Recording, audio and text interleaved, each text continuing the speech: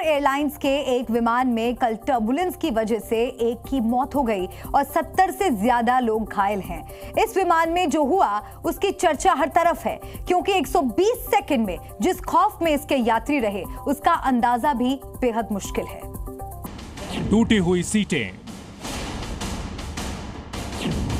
बाहर निकले oxygen mask और हवा में अटकी सांस।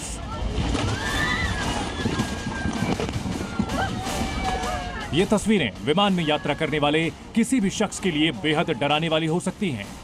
जिस प्लेन में आप आराम से महंगी टिकट खरीदकर सुरक्षित अपनी मंजिल पर जाने के लिए बैठते हैं, अगर उसमें ही किसी की जान चली जाए तो इससे दर्दनाक कुछ नहीं हो सकता। सिंगापुर एयरलाइंस के इस प्लेन को देखिए, जिसमें कल क्या हुआ ये तस्वीरें बयां करती हैं। विमान की छत का सामान टूटकर गिर चुका है, खाना और बाकी सामान बिखरा हुआ है, कहीं खून के धब्बे हैं। ये सब हुआ कल लंदन से सिंगापुर जा रही एक फ्लाइट में, जिसमें एयर टर्बुलेंस की वजह से इतने झटके आए कि एक शख्स की मौत हो गई और 70 से ज्यादा घायल हो गए। सिंगापुर एयरलाइंस की बोइंग 777-300ER फ्लाइट ने लंदन से देर रात 2:45 पर उड़ान भरी थी। टेक ऑफ के 10 घंटे बाद फ्लाइट म्यांमार के एयर स्पेस में 37,000 फीट पर खराब मौसम की वजह से एयर टर्बुलेंस में फंस गई। उस दौरान कई झटके लगे। विमान 3 मिनट के अंदर 37,000 फीट की ऊंचाई से 31,000 फीट की ऊंचाई पर आ गया, यानी 6,000 फीट नीचे।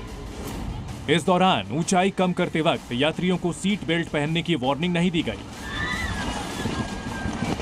कई यात्री अपनी सीट से ऊपर उछल गए, उनका सिर लगेज कंटेनर से टकरा गया। ये टर्बुलेंस इतना ज्यादा था कि कई लोगों को ऐसा लगा आज ये उनके जीवन का आखिरी पल है। लोगों ने अपने घर वालों के लिए संदेश तक लिखने शुरू कर दिए, लेकिन विमान के पायलट ने सूझबूझ दिखाई और जिस विमान को सिंगापुर जाना था उसे तुरंत बैंकॉक डाइवर्ट किया गया, जहां उसकी सेफ लैंडिंग हुई। थाईलैंड पहुंचते ही इमरजेंसी सर्विस विमान में पहुंची और घायलों को बाहर निकाला गया। इस हादसे में जिसकी मौत हुई उन्हें टर्बुलेंस के दौरान हार्ट अटैक आया, जिसके बाद विमान में ही उन्होंने दम तोड़ दिया। सिंगापुर एयरलाइंस ने मारे गए यात्री के परिजनों के प्रति शोक जताया।